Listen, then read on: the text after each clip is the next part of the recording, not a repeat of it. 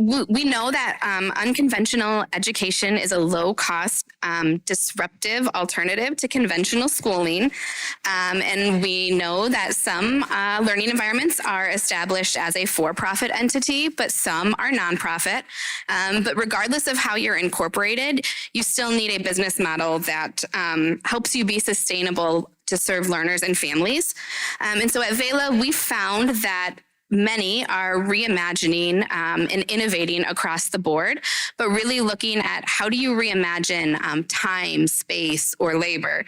So I'm hoping that our founders up here could maybe share an example of how you're reimagining, innovating across one or more of those three areas.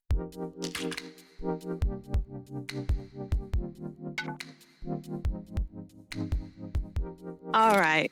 And so for me, being that what I love about this panel is everyone is different. So you guys are going to really be able to glean so much perspective from different angles. When I initially first started out, it was a mission of passion. I had the desire to help. I was really good at counseling in regards to homeschooling. I had no prior business knowledge. So I don't want you to think that I started out this way. I had to learn and get help and resources. And at first, I was just providing homeschooling consulting for free. For free, let me keep it real, for free, because I didn't realize that coaching, is a viable business. I didn't know.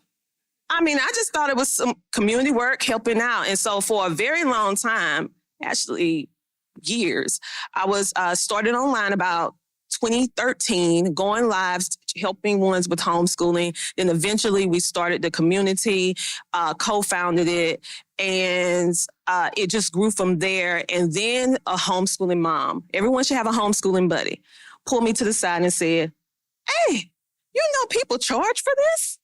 What you're doing and the value? I'm like, no, is that a possibility? And so that we started our business for profit, and then we eventually start thinking of innovative ways that we connect online to be able to connect with people who may not have community that's supporting them, right? Because most homeschoolers, you might be the first one in your family to decide to homeschool, and you have no one. They think you're crazy for wanting to homeschool your children.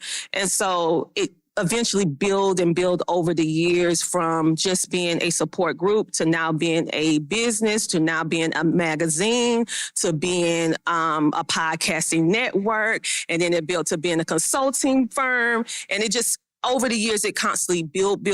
And then I have multiple shows, multiple podcasts.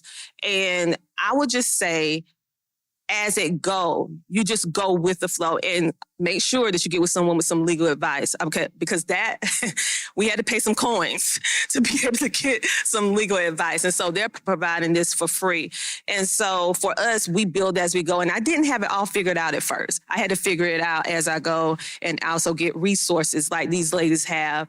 And as I was homeschooling my children, one that's high functional autistic and one that falls in the gifted and talented. So here I am homeschooling a wife of 22 years, going against the grain, past public school educator that went to homeschooling. So they think I'm going radical. I lost my mind, and figuring it all out as I go. And so I needed community. So we built a community, and it just grew from 2,000 to now 22,000. When people start talking about it, and build businesses in the midst of that. So we would love for you to join us at the Flourish Family Homeschool Conference, January the 29th through the 31st at the New Life Community Center in Church, located in Decatur, Georgia.